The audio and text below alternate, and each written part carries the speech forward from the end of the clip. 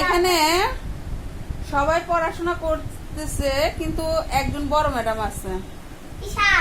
বড় ম্যাডামটা কে? হ্যাঁ, দেখুন বেঞ্চে খাটের উপরে উঠা বসে রয়েছে। হ্যাঁ, তুমি কি বড় ম্যাডাম? হ্যাঁ, তুমি কি বড় ম্যাডাম? তুমি কি ওদের পড়াচ্ছ? তাহলে বড় ম্যাডামের মুখে আঙ্গুল কেন? হ্যাঁ,